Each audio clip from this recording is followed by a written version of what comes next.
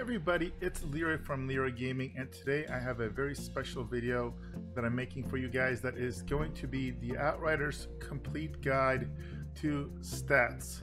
Now, this video aims to be helpful for both beginning players, but also should be quite informative for most intermediate and even advanced players that don't necessarily know or have taken the time to learn how the different stats work. Now, as with all my videos, they're going to be quite in depth. So to help you out, there's going to be timestamps below. As far as categories that we're going to cover firepower related stats and how mods and nodes impact them. I'm going to be giving some examples. The math can get a little wonky and complicated, but I'm going to try and introduce you guys to some basics without overwhelming you. We're also going to be talking about anomaly power. Going to provide some commentary on how mods and nodes impact those. Again, those get even more complicated, but I will try and keep it very, very simple for you guys. We're going to talk about how average level impacts your character and stats, how survival related stats work, how health stats work, how to specifically build and pick specific stats and optimal stats for firepower builds. There's also going to be a section on how to build and what kind of stats to choose for anomaly power based builds because they're different. And then I'm going to also give you a strategy on how to quickly and easily assess items that drop to decide whether they're useful or not. You may have seen me on some of my streams where I'll take a quick look and I'll take about 1.5 seconds per item, and I know right away whether it's something I'm going to dump or keep. You want to save a lot of time when you're farming loot, so you need to know at a moment's notice what is good and what is not, so you don't waste a ton of time. So those are going to be the subject matters. Hope you guys enjoyed this video. Hope you find it helpful. If you want to interact with me and you have direct questions, remember you can always come on stream with me. I stream up to 6 days a week at twitch.tv/Leeroy Gaming Stream. And of course, check out my regular videos here on Leeroy Gaming. If you have questions or you want different subject matters to be covered in my Outriders videos, make sure to leave comments below. I do read all of them, I respond to all of them, and I do my very, very best to be helpful and also provide a positive spin on everything Outriders related. Okay, with that being said, boys, let's go ahead and jump right into the video, and we're going to be starting by looking at how firepower related stats work. So I have here as an example my Devastator. Here are all the stats we're going to be looking at. We will actually talk about how average levels impact things a little bit later, so we're not necessarily always going to go top to bottom, mainly because average item level has an impact on anomaly power quite significantly, and I want to kind of talk about it at that point. Now, how does firepower work? Firepower increases the weapon damage your character deals. The increase is displayed in a weapon damage bonus statistic. Now, this is a little confusing, I think, for people, because when you look at your character, you're going to be mainly seeing the numbers firepower and anomaly power. But firepower is just a modifier that impacts your weapon damage bonus. What really matters is a variety of calculations, and the weapon damage bonus gets modified by firepower. Okay, some of these other stats like crit chance and crit hit damage does not get automatically calculated into weapon damage. So some of these elements work in isolation. Same with close range damage and long range damage, as we'll look in a second. They're going to be kind of independently calculated. So firepower, for example, does not take into it does not factor in any of these bottom numbers. It is strictly a number that you're going to find on gear. You're also going to find it obviously in skill nodes that potentially increase firepower, and mainly mods. You're going to see a lot of mods that will increase firepower. Now, to understand the impact of firepower, what we really need to understand is how weapon damage works. So baseline, without any skill nodes, without any kind of procs, etc., you're going to have a weapon damage bonus of 0%. That means if you have a gun like this, it's going to have a certain amount of damage. So in this case, you'll see this has 33,100 damage per hit. And if you were to shoot this gun, this is per bullet how much damage you would do without any modifiers, assuming the enemy had 0 armor, for example. And that's another thing we'll talk about in just a little bit. Your firepower rating is a relative rating of how powerful the weapon is. So obviously you want this as high as possible, but how effective weapon's going to be, it's not only the damage you do per hit, but also how fast you shoot. So if you shoot for 33,000 damage, but you shoot once a second, that may not be as good as if you can shoot 100 times a second, and that's again a made-up number for 3,000, because you know right there you're doing what, 300 some thousand damage per second. So this it can be a little deceiving, but do note the damage modifiers that we're talking about impact your actual damage. So these multipliers, these percentage multipliers, are not multiplying your firepower. They're going to multiply that 33,100 damage or whatever that damage is going to be on a weapon. Okay, so I hope that makes sense for the very, very first thing. So if we look at weapon damage bonus, this is the percentage increase in damage for all weapons. Okay, now this is a little tricky because this statement is slightly incorrect, because this will adapt and change if, for example, I'm using a shotgun right now, and we're going to be looking at options in a moment where I give you an example where you get damage to shotguns. If you are getting buffs to shotguns and you're equipping a shotgun, this will live update on the stat sheet. So this statistic here is a little wonky, but what they really are meaning is it's not factoring in close range, long range, or innately all your other bonuses for weapons that are not equipped currently. Now, I am going to give you guys an example of how weapon damage is calculated so you guys can understand. Now, I'm going to give you a TLDR right now because, warning, there's going to be some math involved. And if you don't want to know about math, here is a TLDR. Firepower acts as a flat damage bonus. Weapon percentage increases are multiplicative sometimes. As a baseline rule, normally percentage bonus on mods and on the skill and node tree are going to be more impactful than flat firepower. So let's look at some examples. With this Devastator, we're starting out with this base build here, and I know you can't see everything here, but what we really care about right now, I'm just gonna take this increase your weapon by 8% here. Okay, that's all I'm adding. And now when I go back to my inventory, notice it's 8%. Simple, right? Right. Now what I'm gonna do here is I'm going to add two more nodes. Now you can't see this is blocked by the camera, but this increases your shotgun weapon damage by 12%. And then I'm going to pick up, increases your close range damage or weapon damage by 15%. And then I'm going to pick up this armor pen, which is not going to be related here. And then we're going to pick up, increase your weapon damage by an extra 8%. Now, if I did not pick up the shotgun buff of 12%, what we would see here is when we go back to the stats, this should say 26%.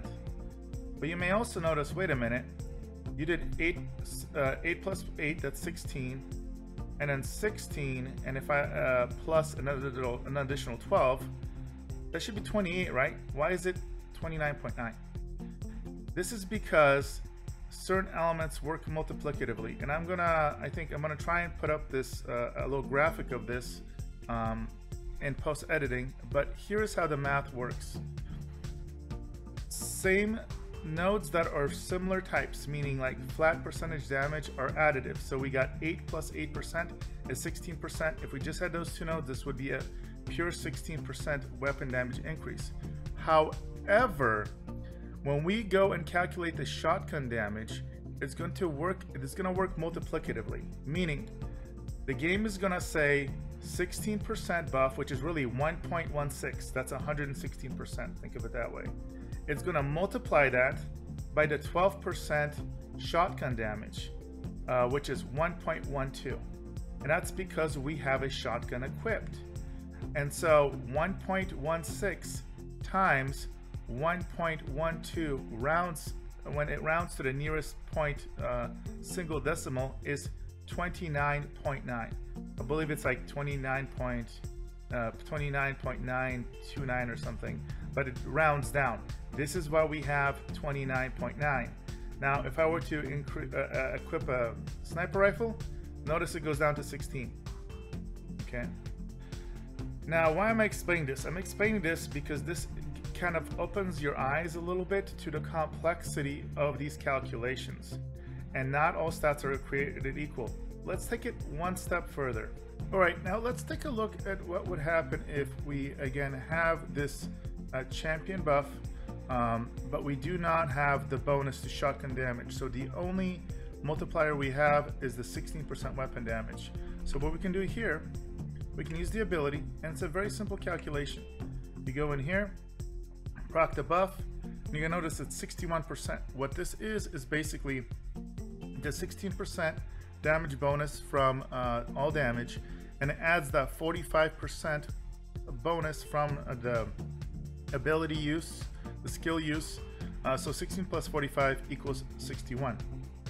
But things get a little complicated when you actually, let's go ahead and respec. And what I'm doing now is I'm actually adding the shotgun buff.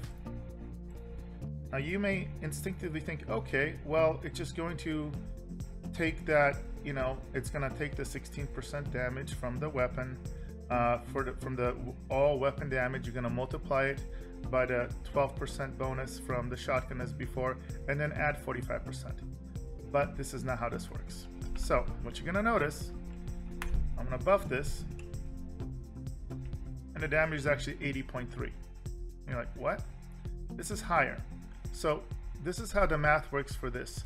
It's basically going to still do the 16% damage buff, the 1.16, multiply it by the 12% buff to shotgun damage. So 1.16 times 1.12, that equals 29.9. But then it's going to take that 45% bonus and multiply it by the shotgun modifier only. I don't know why this works like that. It does not modify it by the base weapon damage, but it's gonna basically gonna go 45 times 1.12, which adds up to 50.4, and then 50.4 plus 29.9 rounded up is going to basically be the 80.3, and that's how you get this number. So you can see right off the bat, because there's so many hidden variables in the background, some elements, some mods will be additive, some will be multiplicative, some of it will multiply with each other, some won't, some don't work. The best thing you can do as a beginner is you can quite literally just equip stuff, proc stuff, and check. But generally speaking, as I mentioned at TLDR, if you're trying to figure out what has the biggest impact, getting nodes that have these percentage increases do tend to have a big impact. Firepower, and this is the final thing I'll mention as far as impacts, has a more linear increase. So I'm going to give one more example of mods here. And so I'm going to apply on this helmet.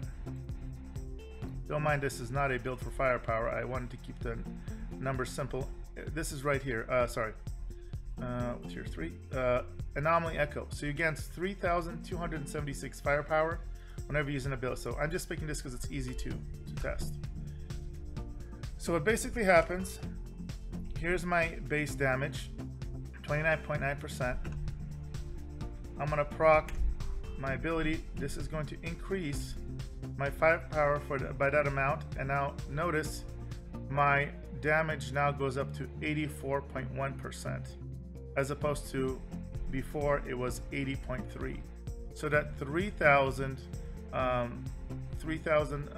some firepower. So in this case, as we looked at the mod, it was 3,276 firepower, really translated in this specific calculation to around 3% or so increase. So again, when firepower increase, it does increase your weapon damage. From what I'm seeing, it doesn't seem to have as many multipliers. So this is why also it looks really fancy when you get mods that increase your firepower by 30,000 and another, 18,000 here or there. But because it's not as multiplicative, it doesn't have quite as much of an impact as percentage based if they were kind of similar. So do note that. Again, there's a lot of complex mechanics, but just do note that how this gets impacted does vary. And this is also why, for example, people put a lot of value behind modifiers like increase all your damage, which includes weapon damage, versus elites by 25%. Enemies that are on fire increase damage by 25%. Because they tend to be multiplicative, they tend to have a very big impact on everything. They multiply your firepower effects, versus just more flat firepower may not necessarily get that same scaling result. So that is the most complex math we're going to see there. Again, hopefully it didn't confuse you guys too much. And for those of you that are into the math, hopefully that starts to help you understand the mathematics behind how firepower works. Now let's take a look at crit chance and crit damage next. So crit chance is interesting. So anytime you hit an enemy's weak spot, and for humans it's normally headshots, but for like broodmothers it's like under the armpit, they're gonna have different spots. The way to crit is one of two ways. Number one, hitting. It's automatic if you actually hit that crit spot. But there is also, if you have any way to increase crit chance, like we have here, this is on any hit. So there are mods that increase your flat crit chance. There's like a tier 2 mod that increases your crit chance by 15%. So let's say you had that plus this, you would have a 20% crit chance. That means 1 in every 5 shots anywhere on the enemy's body would crit automatically, to give you an idea. But again, most people experience of crits would be when you do headshots and weak spot shots in general. Now, crit hit damage calculations are a little interesting. Let's take a look at a weapon. So here, this weapon as an example is going to have a 100 and you're going to see 125% crit multiplier. So this looks like a big number, but remember, 100% crit multiplier means it wouldn't increase damage at all when you crit. What this really is a 25% crit modifier. And then it's going to additively look at other elements. So for example, here, this weapon itself adds 20% crit damage. So really, if you were to calculate it, it'd be 20% from the weapon mod and 25% from the crit multiplier. And sure enough, when you look here, it's going to give you a crit hit of 25%. Now, let's look at a little bit more of an extreme example. Let's look at, let me see if I have, okay, here, this is good. This weapon right here has a crit damage of 20%, but a 250% crit multiplier. When we look at this, all of a sudden, it's 170%. Why? Because again, that 250%, just take away 100%, because 100% is your normal damage. This is really 150% damage plus 20% from the weapon. That means you are going to be doing an additional 170% damage whenever you crit. Now there's going to be mods that can increase this. There's also class nodes that can do this as well. Let me see here. There we go. Here's a perfect example. Bullseye. If you pick this up, it increases your crit damage by 20%. Let's go back into inventory and you look at this, and now all of a sudden it's 190. It's linear. It's easy to calculate, but it is important. Now, I point this out because some people get really high crit chance, or they love critting, and they get all these impacts on crit, but then they wonder why their crit damages aren't too high. And that's because they'll pick a weapon that has a really low crit modifier. What you'll notice is a lot of shotguns will have really low crit modifiers because their base damage is so high. So this is a really good example here. The guillotine, it's got a basically a 25% bonus to crit damage baseline, and that's because it already does 33,000 in this case plus damage per hit baseline. Snipers, for example, they're much higher, and that's kind of their specialty. So the thing about snipers and a lot of rifles is when you crit, you do a ton of damage, but if you don't crit, you're really hurting yourself because they're more and more reliant on that. And that's a good general rule of thumb. The more reliant, the higher that crit damage multiplier is, that gets factored into the power of the weapon. And the less you crit with that kind of weapon, the less effective it's going to be. Here's another really good example: light machine gun, the Roaring Umbra. It only has a 110% crit modifier, which this means, and it doesn't even have crit damage on itself. So this is basically saying if I equip this, every time I crit, in this case I do 30% damage, and that's only extra, only because I do this increase the crit damage by 20%. Let's say I didn't have that, and this was 10%. What this means is every time I crit, let's say I did 100 damage, I crit and I will do 110 damage. Not very impressive, right? So again, this crit mechanic, it could be very helpful for some weapons, and other weapons it's not going to matter. Now do remember, there are mods that on crit will do effects, and that's a whole different story. So those on crit effects are going to factor outside of this. Those damages will not be multiplied by crit hit damage. It's a completely separate mechanic. So there are reasons to crit with weapons that have low crit hit damage modifiers, but you're just getting less mileage out of that stat. So hope that makes sense. Now let's take a look at close range weapon damage and long range weapon damage. So close range weapon damage, this is quite literally based on your range from the enemy. So, and if you mouse over it, it'll tell you the bonus weapon damage dealt to enemies within 10 meters of you for close range. Now there are mods and skill nodes that can extend this. So it is possible to get this to be 12 meters, maybe even 14 meters. And so that covers anytime you do any damage with weapons, and again, weapons, not skills, not punches, because punches are considered skills. You're gonna do this extra bonus damage, and this is on top of any other modifiers.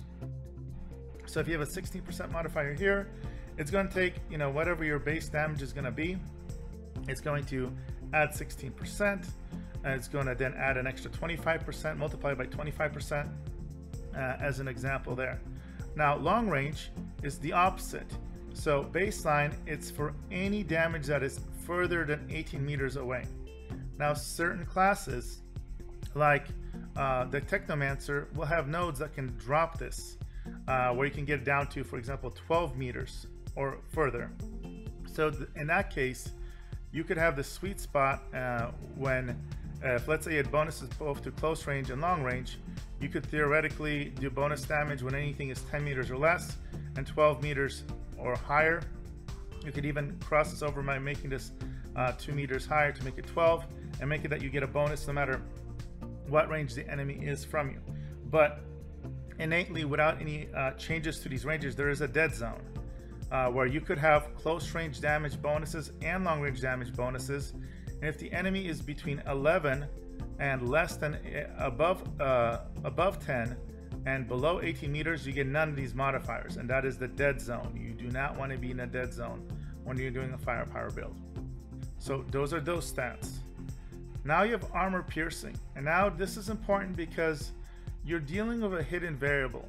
Every enemy has a certain armor variable, and so when your weapons do physical damage, and for example, you will be doing physical damage unless you have a modifier like blighted rounds that turn your damage into anomaly damage, because anomaly damage bypasses all armor. But innately, normal bullets will have to go through armor. So as the definition says, the percentage of enemy armor that is ignored when dealing weapon damage. The higher the enemy's armor, the higher armor piercing will scale and deal greater damage. This is important. Basically, this is one of the reasons why Devastators struggle with dealing with pure firepower builds. because they struggle unless they stack armor power, which is going to be a strategy for them. They're going to not be doing nearly as much damage as, let's say, a Blighted Rounds build, because they go through all the armor. So here, for example, we have 40% armor piercing. And where did we get that? We got 10% here from this node. And then the weapon itself, if you look at it, we put 30% on here from the stats. Now there are also mods that will increase armor power. Now the nice thing about armor power, it is additive and it scales linearly, meaning it's very easy to calculate. You can keep getting this higher and higher and higher, and eventually you can get so high that it doesn't matter if they have armor, it'll go through all of it. So this is a nice simple calculation, but outside of accidentally getting it on weapons, you are going to, if you're going to be focusing on armor pen, you're going to have to go out of your way to pick up those nodes and pick those mods that will give you armor penetration. So that in a nutshell, boys, is going to be firepower and the interactions. While innately it may seem kind of simple, there is a lot of math behind this. And do note, you could have a really high firepower bonus, but let's say you're fighting a heavily armored enemy and you have no armor piercing, you could still hit like a wet noodle. I've seen this in so many builds people share with me, where they say, I have a Devastator, I have 400,000 firepower, and I'm not doing much damage when I fight elites, and then they wonder why. Well, again, it's because of this interaction between all these stats and also the armor piercing, for example. All right, now let's go ahead and look at anomaly power. Now, anomaly power is a little bit more complicated, and because of the fact that there are so many hidden weapon mechanics, it's hard to show how we get to some of these numbers exactly, but I'm going to try and give you some generalities that will hopefully help you out. So when you mouse over anomaly power, it states anomaly power increases the damage dealt by melee, skills, and status effects. The increase is displayed in the skill damage bonus statistics. Again, they have this weird notion where the main category does not reflect your actual bonuses. Just like weapon damage bonus is what you mainly look at when it comes to your firepower potential, you're going to look at the skill damage bonus. In this case, you'll notice I have 1,909.8%. Yeah, these numbers scale a lot more. Now, going back to the anomaly power mouse over, I want to point out melee are considered skills. This is important because, again, some people may think, well, isn't melees, aren't they just, you know, like physical attacks? Like people just associate melee with physical. It's not. They scale off anomaly power, and that is important. They also count as a skill, just like, you know, earthquake would count as a skill. So if you have different mods that will proc on skill use, then the melee attacks will work as well. Now, if you look at these numbers here, when I mouse over it, you notice it says 114k, and then in parentheses it says 44.3k plus 69.4k. The white is your baseline. Now, it's supposed to be, from my understanding, based on your average item level. So this is why item level is so important. As you level up, so up to level 30 naturally, and then with your gear level up to 50, both your max health and base anomaly power will increase. So in this case, at level 50, everybody gets 16,140 base health without, well, this has some modifiers, potentially background modifiers factored in, but that's what it should be. And your current anomaly power bonus is 38,627. Now notice that's not the same as 44.3. So there is some sort of modifier that increases this from 38,000 and change to 44,000.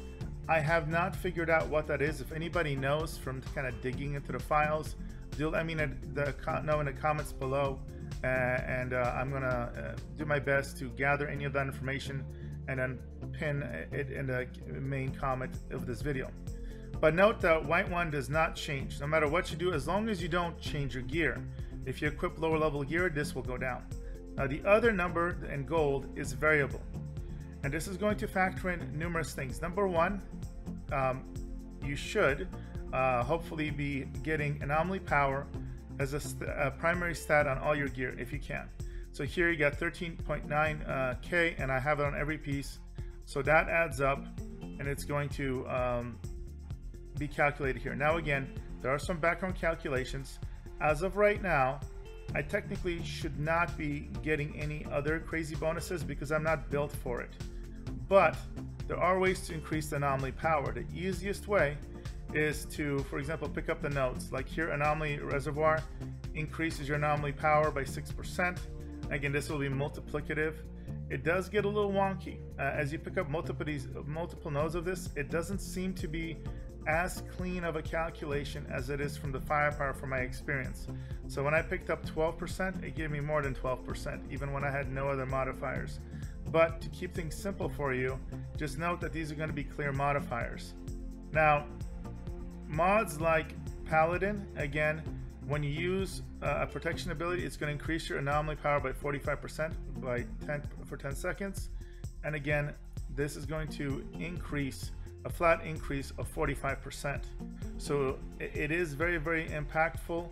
But again, what you're going to notice is there's going to be a really, really big reliance when it comes to anomaly power, because there is no anomaly power on weapons. So everything is going to be a real kind of mashup of anomaly power from your equipment base stat, from your procs. Like for example here, if we keep Anomaly Echo, every time we use a skill, it's going to increase your anomaly power by 11,484. And let's kind of take a look at how that looks. So here we got 114K. Let's use an ability. And now we're at 125K. So as I mentioned, this is nice and clean. It's a linear progression for both the firepower bonuses as well as the increase of anomaly power. Those are easy. Where things get weird is when you get the different mods that increase percentages.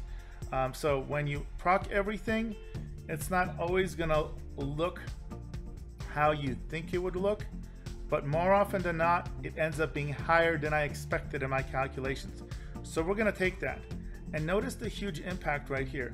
We're at 212.9% skill damage bonus already. Okay, wow. And all I did was proc that effect there. Now let's have it drop off. And we're at 1,909. So those nodes that increase your anomaly power by 40%, 45%, 50% have a gigantic impact. This number here isn't just going to go up. You notice it did not go up to 1959, and more than double. Like I said, we were over 2,000, and this can get really, really, really nutty. This is why, for example, if you have a pyromancer and you got the set build where you're getting 25% firepower bonus multiplied by like 10 times, the damage gets insane.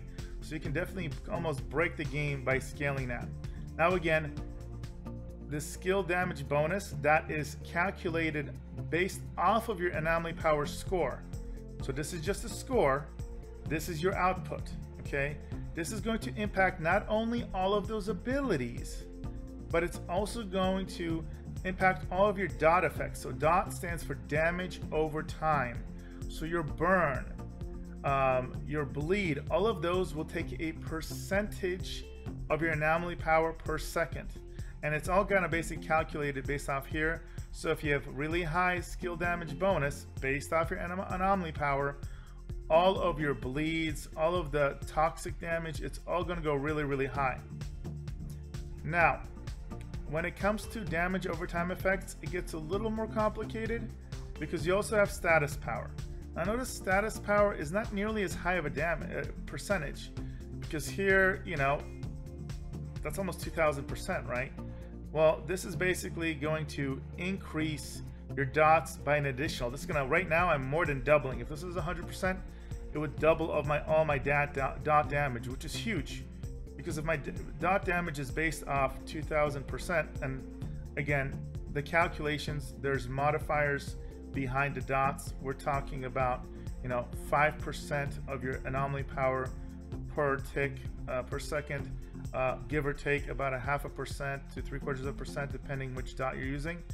But the point is, whatever that number is, this still doubles it when I have more than doubles it when I have this status power. So don't underestimate this number here, because it modifies whatever damage that you do of those dots based off your skill damage bonus. Additionally, it also impacts freeze, ash, vulnerable, and weakness, but it's not going to make it more powerful. It's not going to make the enemy take more damage or do less damage. It's going to make the effect last longer.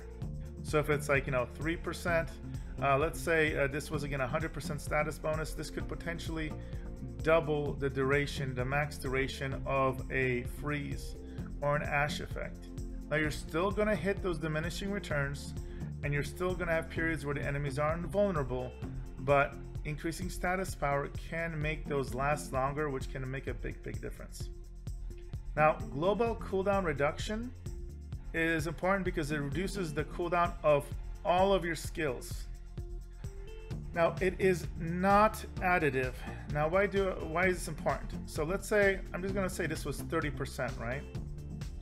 Let's say if I go to my skill element here, and let's say I pick up this skill node here, reduces kinetic skill cooldown by 15%. So when I use my leap ability, you might think, oh, okay, you had 30% there, 15% here, that's a 45% reduction. Not quite, unfortunately. The way it would work is it would go and multiply, get your ability, lower it by 30%. So let's say it was a 10-second cooldown, it would drop 3 seconds off of it. You're now at a 7-second cooldown. Now the secondary factor lowers it by 15%. So again, it's going to drop it another, what are we talking about? Almost another second there. So it's definitely a little bit less. This is important because there are certain mods that may say decrease, like a mod that you put on armor that increases 50% damage cooldown reduction. Or there's one for the Devastator where it's like 90% from a set. That 90% is huge, because getting 90% cooldown on a skill from one area is going to be a way bigger impact when you add it up. Let's say if you had 90% total added from 4 different sources, because the sources aren't additive. You don't add them up, you multiply them. So for every time you multiply it, it's going to have a lesser and lesser effect. So do note that similar buffs do stack. So if you have 2 different, in this case, perpetual motion skill nodes adding to 30%, then you will in fact lower it by 30%. And then again, you go and look at your global cooldown reduction, and then it's going to do a second calculation for this amount. Now, more often than not, there are some mods that do lower cooldown, but most of the time you're going to get it from gear. So you'll notice here on these gloves, I have cooldown reduction of 7.49%. A lot of times here it's not maxed out, it's 5.83%, but a lot of times what you're going to see is when you have a cooldown reliant build, you're going to get that cooldown reduction on all the pieces if you can. So that's how cooldown reduction works. All right, next we have resistance piercing. Now, resistance piercing is to anomaly, basically to anomaly damage, as armor piercing is to firepower and weapon damage. So this is the percentage of enemy resistance that is ignored when dealing ability damage. And again, similar to armor piercing, this is linear. The problem with resistance piercing is it's really hard to get. There are a lot of weapons that will have armor piercing on them, which means you can get 30% maxed out level 50 armor piercing, which is significant. There are no weapons, to the best of my knowledge, that roll with resistance piercing on them. So what does that mean? That means if you want it, you gotta get it primarily from skill nodes and mods. So for example, here we have Pure Anomaly, increases your resistance piercing by 15%. That's not bad. You have abilities like Strong Armor the Anomaly, increases resistance piercing by 15% by each enemy hit. Now what's nice about this, it is additive and it is linear. So if you hit 2 targets of this, that is 30% plus this 15%, 45%. So also certain mods that will increase it. Again, all linear, so that's really easy to calculate. It'll come up on here, it'll update every time you check it, as long as you exit and come back to the screen. So you can get this quite a bit higher. You can at 60, 70, 80, 85% pierce resistance. Now the developers have not stated if there's a cap, similar to how there's caps to armor and resistances, which cap at 85%, and we'll see. But I have not heard a confirmation where you cannot bypass all the resistances, just like all the armor. So as far as I know, you should be able to get 100%. I know visually you can get it to show 100%. That doesn't mean it will necessarily be that way, but if it is, then that would be great. And if anybody knows for certain through your sources, do comment below and let me know. All right, let's go ahead and move on now to look at how armor works. So armor is just a flat number you're going to see, but really it's going to impact your physical damage reduction. So armor itself, I don't like the fact that the category is armor, then I have physical and resistances. Really, armor does not affect resistances at all. This is a number that translates to physical damage reduction. And so this is a percentage, and this does not scale linearly. So at 64K, which is pretty low, you're at about 55.9% damage mitigation. If you get to around 100K, you're already going to be looking pretty good. This is going to jump into around in the low 70s. And then you start getting really bad diminishing returns. So the cap is 85%. You could have 500,000 armor. It doesn't matter. You'll not get above 85%. So I normally recommend when you're getting armor, and that's going to be, again, you're going to get a baseline, just the armor stat. And you can get it from skill nodes. You can get it from mods.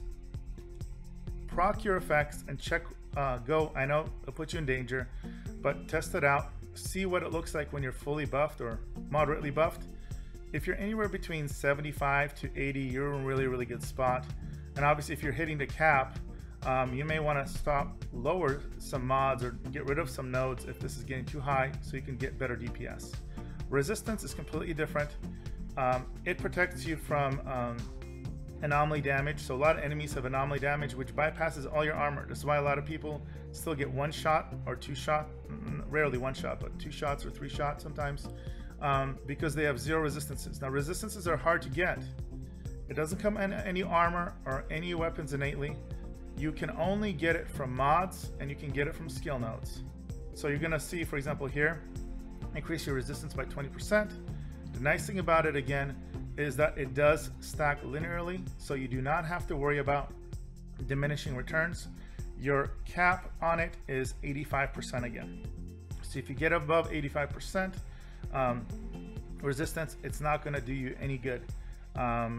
I have found that as long as you have between 30 to 50, it makes a huge difference. You don't need to stack it higher, but you can if you're dying a lot. Finally, let's take a look at health. You'll notice, similar to when we looked at Anomaly power, you're going to have in parentheses 18K, which again is based off your average level. And again, there's a secret modifier behind the scenes. And actually, I believe it may be class related. That's going to modify your health. And so that's 18K. That your white number will not change unless you lower the item level of your items. And then the second number is any modifiers you have. Primary way to do that is as a class bonus. For example, you notice here, receives additional 50% max health. That'll impact you just like we have an armor bonus on this character. There's a lot of nodes that increase max health. On your gear, you can have a primary stat of max health. That did recently buff this, but I'm not a huge fan of it because this game is all about killing quickly. So I would love more health, but if I have to give anomaly power or firepower, I'm not going to do it. You can experiment with it. The only class that could kind of get some benefit from it is this class here, because he does have some synergies with some of the other defensive stats when it comes to healing. Speaking of which, we're talking about health regeneration. This is something that's very rare. The reason I have the Devastator as a choice here is because this is the only class that has it part of their skill set potentially. And it's these nodes right here. Anomaly and Veins increases your health regeneration by 1% of your max health. This is what I'm saying is you could theoretically stack some health on here to get higher healing per second. He's also going to have certain skills, like for example Impale, and it says here if when you use Impale, if you kill something, it's going to grant a powerful bonus to armor and health regeneration to all allies in 9 seconds. So that's going to help out. There are certain mods that will increase your health regeneration as well, but again, it's rare.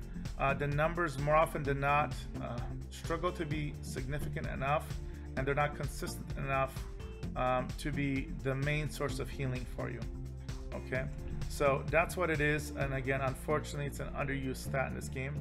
Healing received can be confusing. Note it says the bonus healing added to direct heals does not affect leech and health regeneration. This is huge, because what this basically means is the only thing it impacts are your main skill effects. So for example here, your health mechanic, as the Devastator, you will recover health from slain enemies that stood too close.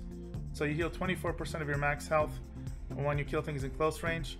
This stat would modify that, which is great, but the problem is it's reliant on you killing things. So it's difficult to rely on this as your main healing mechanic, because oftentimes people die when they're just fighting tough elites and they're maybe not always killing little mobs and they don't heal up. This is why these last two areas come into play and why they are so important. Let's start with Weapon Life Leech. Weapon Life Leech is the percentage health regained by dealing weapon damage. So this is all about your weapon damage bonus, how much damage you actually do, not put out. So if you hit an armored enemy and don't do as much damage, it's not going to heal. Has nothing to do with your skills or abilities or your punches, just your pure bullet damage.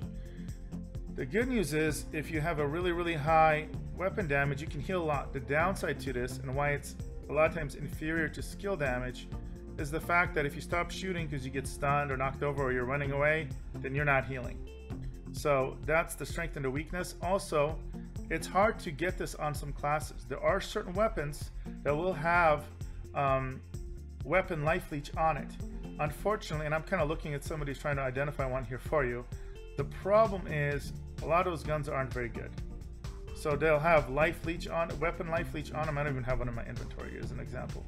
But they'll have it on it, but it's going to be missing armor penetration or crit damage, for example, a lot of times. And then you're like, well, this isn't very good, or just the gun sucks itself. So classes like the Devastator kind of, and also potentially, not the Technomancer. The Technomancer actually is really good on this, but the Pyromancer has some issues, and the Trickster as well. They struggle with Weapon Leech. You can get it in your skill tree, in the top skill tree. We're talking like 5% here, 5% here. You really have to dedicate really high to get those. It's a little, you need to get it, for example, if you're going to go Firepower build, but if you don't, then if you don't get it, you're going to be dying constantly. So it's a little tricky. Skill Life Leech is a little simpler. The percentage of health regained by dealing anomaly damage, including status damage, this is huge. This is why Skill Life Leech is so big, and it's also why anomaly power builds are so popular, especially for survival elements, because anytime you do skill damage, when you punch something, a percentage of your damage is going to be healed. When you do a dot damage, so if you have bleed on a bunch of targets or fire burning on a bunch of targets, it's going to heal by a percentage of that damage. So if you have turrets out as a Technomancer, they're going to be healing you constantly. So you could be knocked down, you could be running around, and you're getting auto healed. Very powerful. Now again, the reason that Technomancer is the most popular class, in my opinion, is its ease of play, because it starts with 15% base skill leech and weapon leech. That is so much better than the other kill mechanics, in my opinion, and you can get it even higher. Now, the nice thing about skill leech is you can get it on weapons. You can, like, here's skill life leech on this shotgun. You can get it on gear. You can get it on your skill class nodes. You can get it basically in every type of resource, and that's really huge. So I really like that quite a bit in a lot of my builds, and it helps you with sustain. Now there is kind of a hidden mechanic, and that is the cap of how much it heals for. So for example, from what I found, and please correct me if anybody has any updated information, let's say you had 10% skill life leech. This is not going to heal you for 10% of all of the damage. For every time, let's say you do an ability and it does 1,000 damage. If you had 10% skill leech, it would deal 10% healing for a maximum of 10% of your health. This is where your health comes into play. This is also why stacking this higher is important, even if you do a ton of damage. So if you had 20% skill life leech, it's going to do up to 20% of the damage you did. Every time you do damage, capped at 20% of your life. So that's a lot better, and it's one of the reasons why you may want to stack skill life leech quite a bit, because you can get more healing quicker. All right, now after looking at all these stats, we're going to go ahead and I'm going to talk to you about recommendations for what kind of stats to utilize and pick for firepower builds, for anomaly builds, and then overall strategies for quickly analyzing loot. All right, we're going to start by looking at how to build for a firepower build. Now, some very basic rules that I want to go over first as we look at the stat sheet. So, when it comes to firepower builds, the only information that we're going to quite literally care about potentially, I'll say potentially, is under the firepower category. Okay, so nothing under anomaly is going to have anything to do with a traditional firepower build. Nothing about armor or health, that's all defensive. The only difference here really, I guess, would be exception is weapon life leech can play a role if we're talking about pure firepower builds. And in some cases healing received and health regeneration, but that's more of a generic stat. That's really not something that is going to be directly related to firepower. So, what do we care about when it comes to firepower? Obviously, the first thing we care about is the actual firepower rating of the weapon that you get. Okay, so think of this as this number. So this is a god roll. This is the maximum number you can get, this 99.4. This is going to just mean it's the highest overall power level for this weapon. You will notice that this does not tell you how much damage you will do per bullet, for example. You could find multiple weapons that have 99.4 as a rating, and it'll be completely different. So for example, this Infernal Seed, notice it does 7,611 damage. RPM is rounds per minute. It shoots 367 rounds per minute. As compared to, for example, the shotgun, this gun right here, you'll notice also 99.4. But what you're seeing here, this does 26,096 damage, which is a lot more. Notice in this comparison, that's in green, but notice all the other stats are red. So it only does 86 rounds per minute. So this would be very, very hard to compare if you didn't have some sort of rating system. And so these are both really, really kind of top tier loadouts when it comes to damage ratings. But do note that these weapons are not nearly equal. This one right here, the Inferno Seed, is going to be useful in a lot of builds. It's arguably the best overall weapon in the game for the most amount of kind of general or generic firepower builds. While this shotgun right here, the higher roller, is not very useful for very much outside of its Embalmer's Rage perk, unfortunately, the way that shotguns are balanced right now. So again, do note that the firepower number does matter. My opinion is if you have something that's 85 to 89,000 minimum, so 85 to 89k plus, you're probably fine with it. You know, the difference between a 90, 95, and 99k for a min-maxer is going to matter, but if you're getting something in a mid to high 80s at least, you're probably perfectly fine equipping it. If it's like, for example, this weapon that's balanced very well to just be very highly effective, even something as low as 80 might be perfectly fine. So do note that 99.9 or whatever the number there doesn't tell you the whole story, but it does give you a general idea of how high that damage is going to be overall. And more often than not, what you're going to see when you look at the difference between two guns that have different ratings is you're going to see the same RPMs, you're going to see the same clip sizes, same crit multiplier, same reload. The only thing that's going to be variable is that damage rating. So that's the thing you want to keep in mind when you look at these numbers. Now let's look at specifically what you want to find on a weapon. So this weapon is a really good example of what you want as far as the crit damage and the long range damage. So most firepower builds are going to be inherently squishy. So more often than not, you're going to want to stay at long range. And so you're going to want to have long range damage for sure on it. Crit damage is also phenomenal, especially if you have a class that has modified bullets or ways to get really high armor penetration, or if you build for armor penetration. So that's the majority of the situations. Crit damage is very good.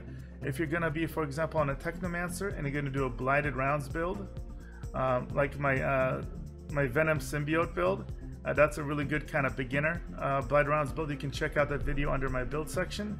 It's going to do really, really well with this because all the bullets, when they're impacted by Blighted Rounds, are going to bypass armor. So crit damage is really good.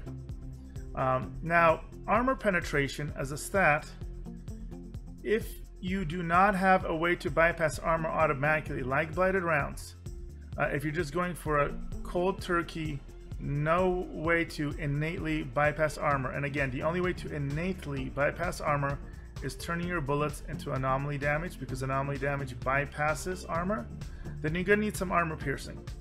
So for a build like that, this isn't as good because it doesn't have any crit damage. So these guns will always roll either crit damage as an option or armor. It could also roll neither, but you're never going to see 30% or up to 30% crit damage and armor penetration. You're going to see one or the other.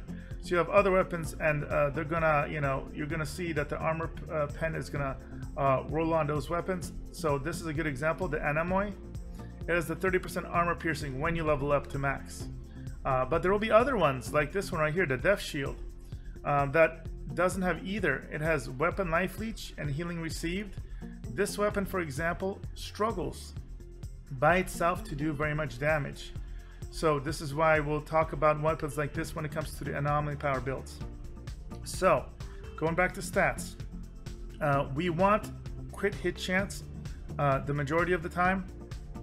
If you do not have a way to bypass armor, you're going to need to get armor penetration from a combination of not just off the weapons like we saw with this is 30%, but you're probably going to have to go to your class nodes and pick up armor pen there, potentially pick up some mods that increase your armor pen as well, because you want to get that as high as possible.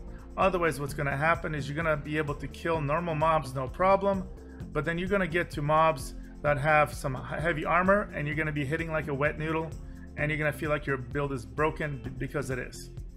Now when it comes to close range weapon damage, there's one or two ways to look at it. So you're either going to go for what's a traditional kind of min-maxed, very generic build for gear, and that's what you see here. This is rolling gear that has bonus firepower, which you always want. Whenever possible, you want bonus firepower on every piece of loot. And every piece of loot for a firepower build, it can either be bonus firepower, bonus anomaly power, or max health. These are glass cannon builds, comparatively speaking. You want as much firepower as you can, so you always want that. You almost always want long range power, and you can't really go too wrong with getting close range damage. So close range damage, long range damage, close range damage plus firepower, that's a really, really safe beginner way. Now there are going to be some builds that really rely on still utilizing your skills and getting your cooldown low. In those cases, you can get a build like this: bonus firepower, still get that long range damage, and then cooldown reduction. Cooldown reduction is going to do really, really well for you because it can be up to 7.5% per piece. And so if you need to have those cooldowns for whatever reason because of your build, this is the alternative. Now, can you build a close range firepower build? Yes, you can, but traditionally you're going to put yourself in much, much more danger.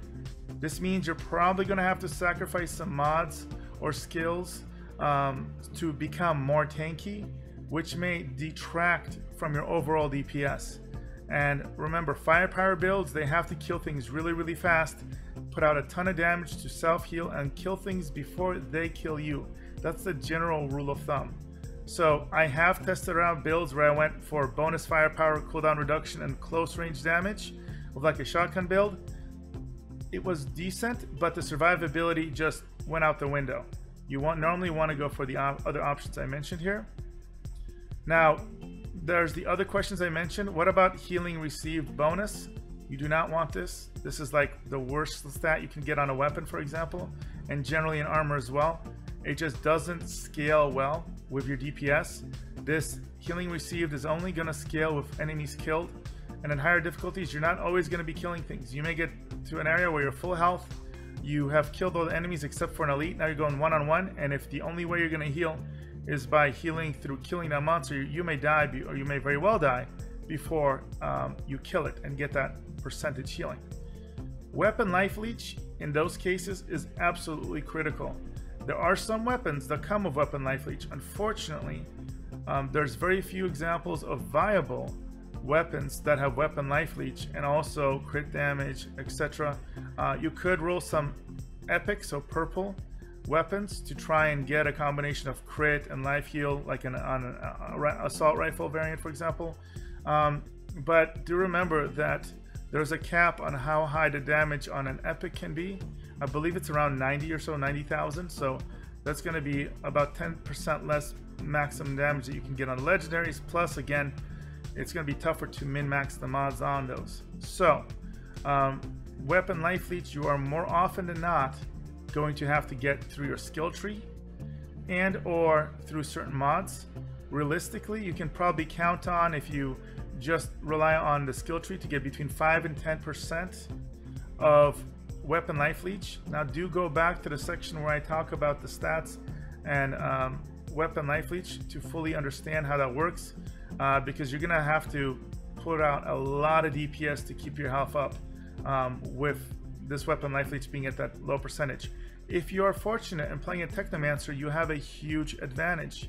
They start with an innate 15% weapon life leech and skill life leech. So in this case, they don't even need anything outside of that 15% more often than not. You can go higher, get to 20, 25, maybe 30. In those cases, you're gonna have a much easier time surviving. This is why the most popular and most common firepower builds do tend to be for Technomancers. So again, for firepower builds, this is most likely how you're gonna survive. And then skill life leech, there's only very few times where this comes into play. If you are a turret build, so a firepower build for Technomancer that has turrets, skill life leech will heal you based off the damage that turrets do, so that couldn't heal you. So that is the one scenario where I would be okay with picking up, for example, instead of some cooldown reduction, you get some skill life leech, for example. Or if you're really desperate and you still need cooldown reduction, I guess you could get rid of the long range damage, but that hurts. That 10% damage really adds up. So you can do it that case. Also, if you're a dot heavy class, like if you're going to go for a pyromancer firepower build that also is applying a lot of bleed, in that case you could potentially benefit from some skill life leech. Devastators, if you're going for if you have bleed in your build, and again, more often than not, bleed builds tend to also be anomaly builds, so that's the next section. But for a reason you're applying bleeds, the bleeds will also heal you off a skill life leech. Unfortunately, tricksters suffer here. Not only do they not have any innate forms of damage over time effects that scale off a skill life leech, they also have very little when it comes to weapon life leech within their skill tree. You have to go really, really far into the top tree to get that. Otherwise, you got to use mods that you're going to put on your armor to get some life leech. So they struggle with that quite a bit when it comes to life leech. Now that's everything you need to know about firepower builds. Just remember, as I said, you're going to be prioritizing most likely a very long range playstyle.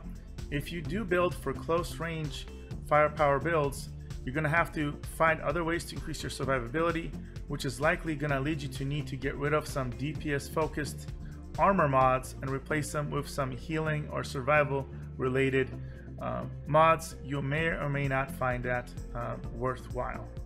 Okay, now let's go ahead and take a look at how Anomaly firepower builds can be built and how to prioritize the stats effectively. Alright, now here's an example of my Devastator. This is an Anomaly power build that I use. If you're curious to see which one this is specifically my Nature's Fury build.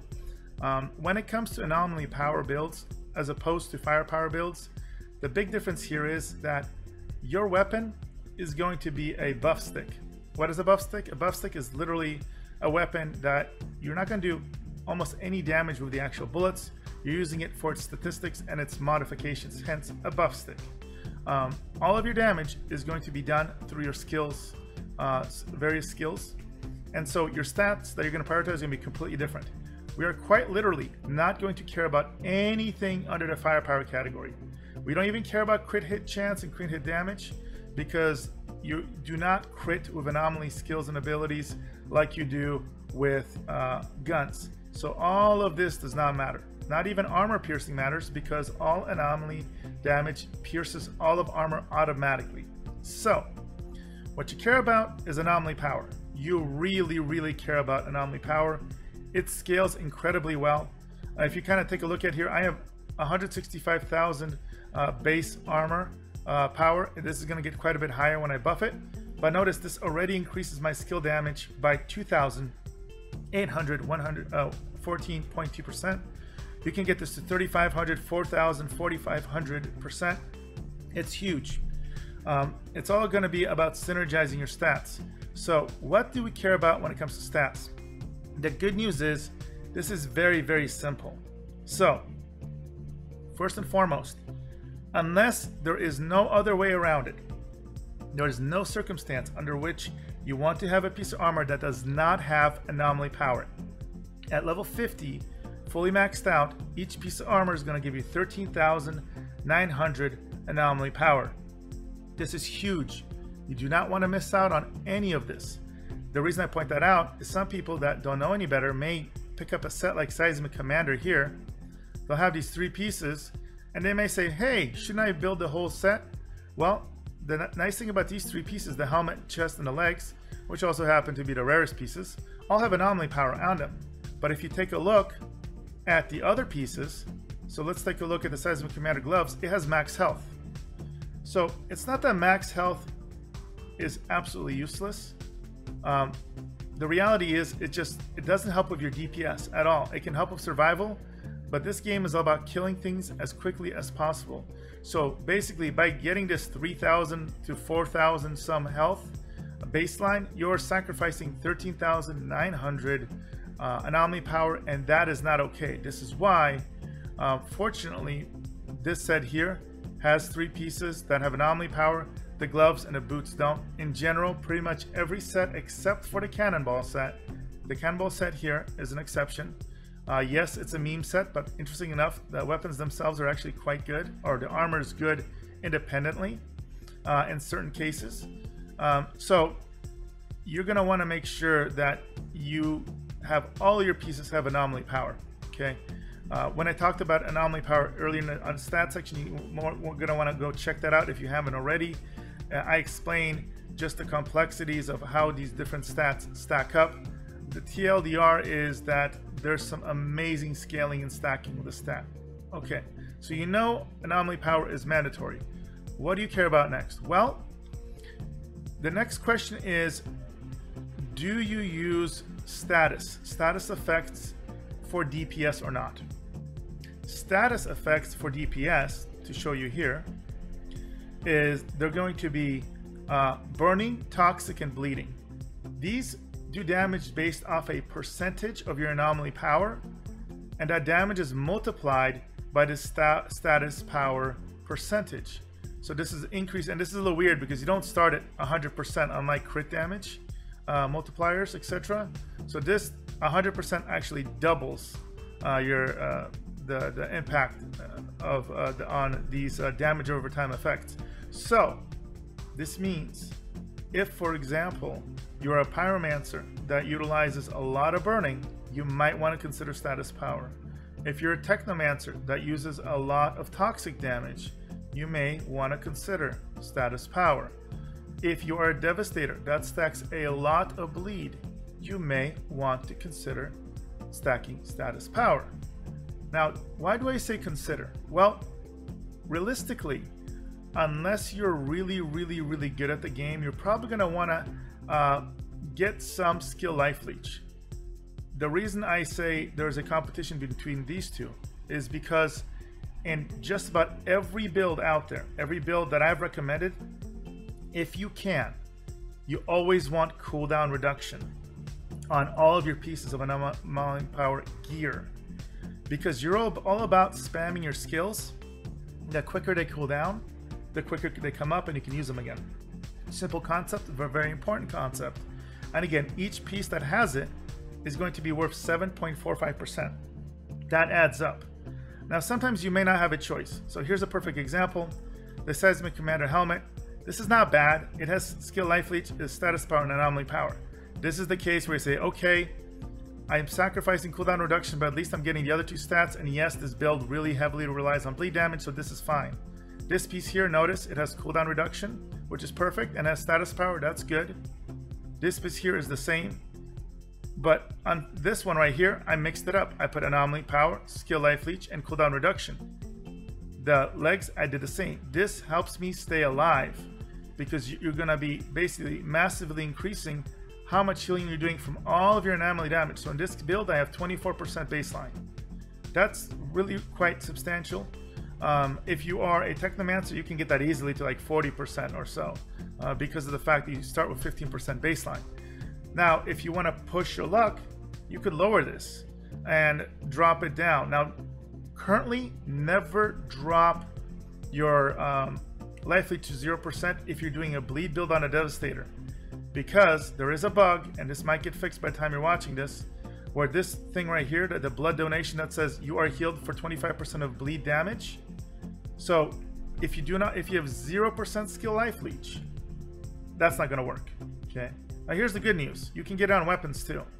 So for example, I prefer to use the Air to the Desert because it has status power and it has skill life leech, two stats that we care about on these kind of builds. If it had cooldown reduction, that'd be awesome, but there's no such thing as cooldown reduction on weapons. Armor penetration is there, doesn't really do that much for us innately, unless you have a specific build that converts armor power to, armor piercing to armor power. That's for a different conversation, a different video. But you care about those, and it also has a decent DPS mod that does not require any firepower. So you'll notice Sandstorm here says, shots conjure Sandstorm dealing 232,000 damage over 5 seconds, 5-second cooldown. This damage here does not scale with firepower or anomaly power. Any of these on hit, on crit, on kill mods only scale with item level. So having the gun at level 50 will do max damage. Nothing else matters except for multipliers that you put on the enemy. So if, for example, an enemy is bleeding and you have a mod that says bleeding enemies take an extra 25% damage, well, this number here, this 232,000, will get modified by that. But no base anomaly power or firepower impacts that. So this is just as good on a firepower or anomaly power build, but anomaly power builds will get more out of it because firepower builds are probably going to want mods, if they can, that stack or get impacted by their firepower.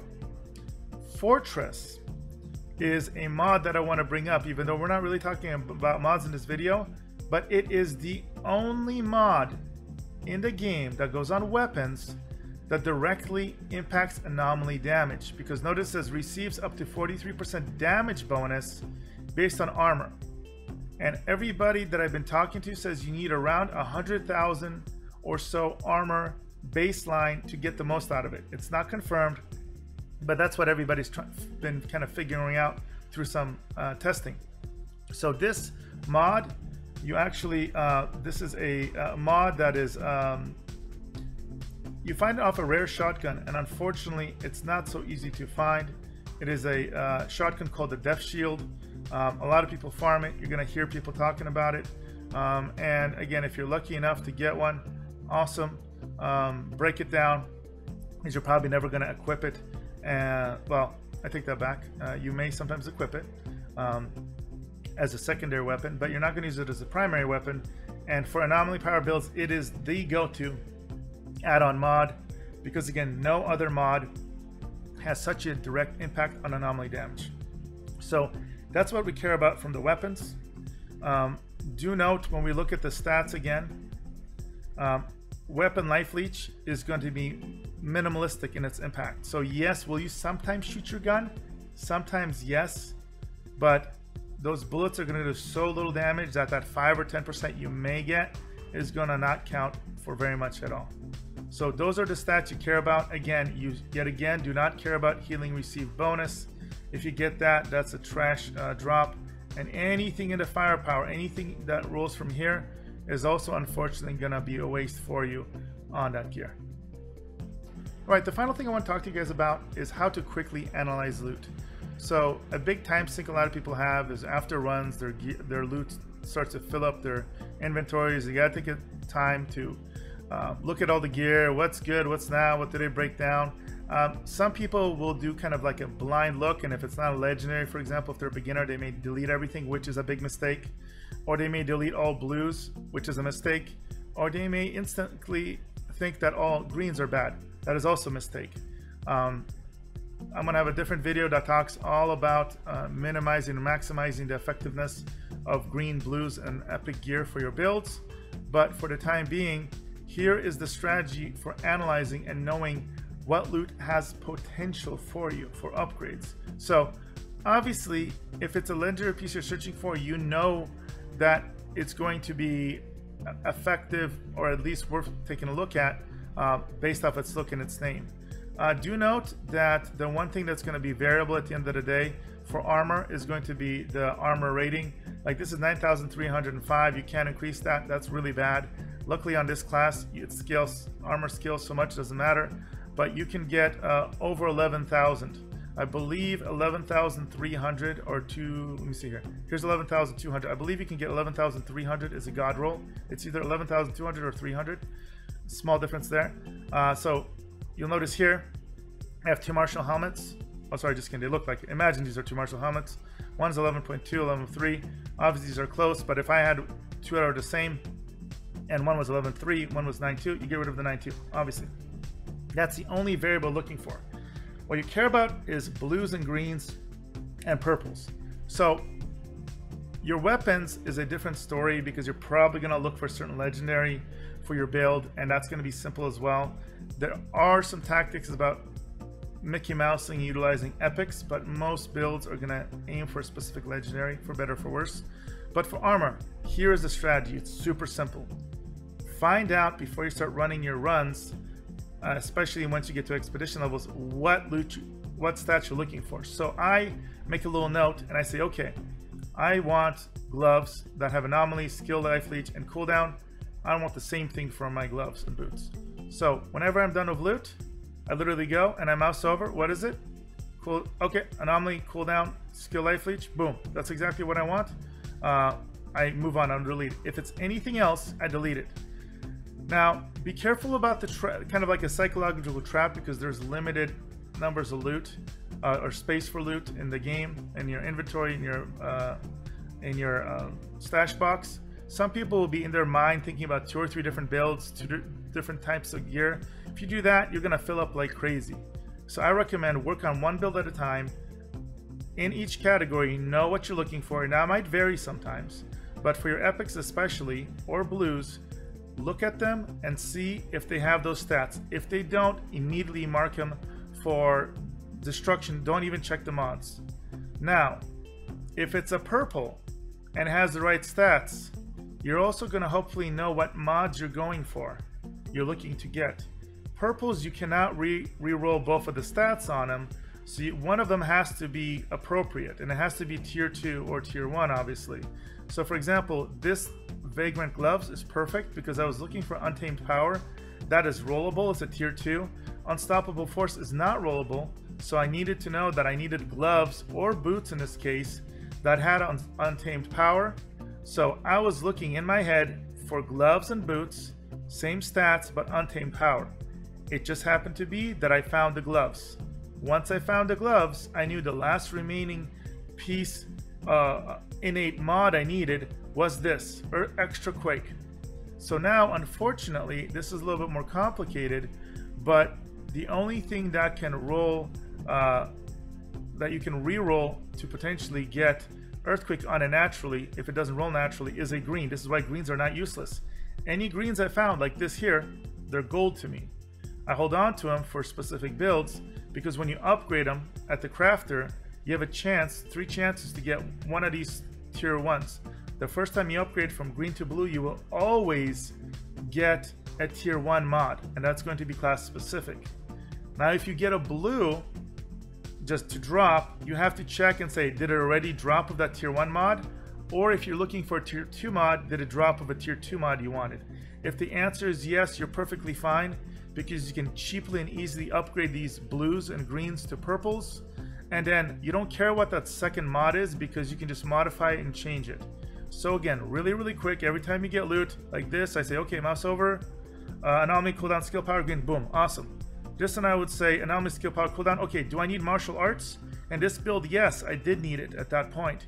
So I kept this and then I modified human comment onto it afterwards. Then I looked on here, this was another build, I needed this, great. If I wasn't looking for this, if I was looking for anomaly power, cooldown, and skill life leech, I don't care that this has bloodlust and rejuvenation on it, for example. What I care about is as bonus firepower, while I want anomaly power, I dump this immediately. I'll deal with getting other gear for other builds at a different time.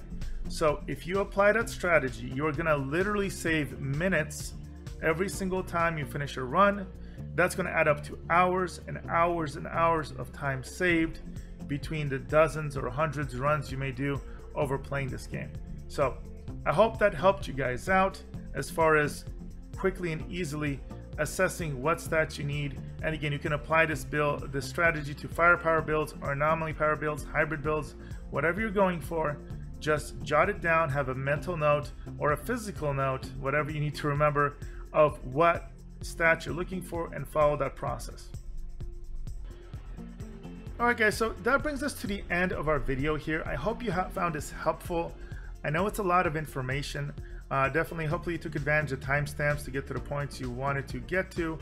If there are certain questions that I didn't answer for you, or if you wanted more in-depth breakdowns on certain elements, leave a comment below and I will do my very best to either answer those questions in the comments, or if it's a more complicated matter, maybe I'll make another more in-depth video on it.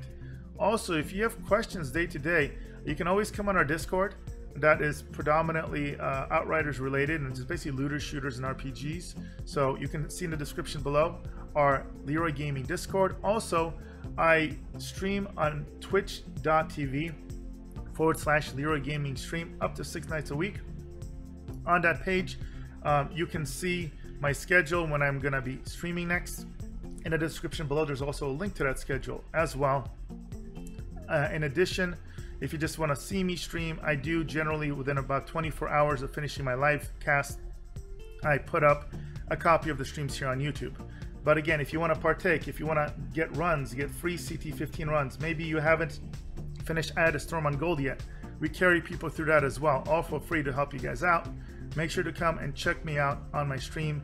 And then if you want specific builds to build towards, make sure to check my build section here on YouTube. I have a variety of different builds, some firepower, some anomaly power, some really meta and mainstream, some really fun and cool and different. So if you want to vary up your gameplay, check it out. All right, boys and gals, hopefully you enjoyed this content. If you did, make sure to like, subscribe, hit that notification bell if you want to help support me and help this small channel grow. And as always, I'm going to see you guys in the next video.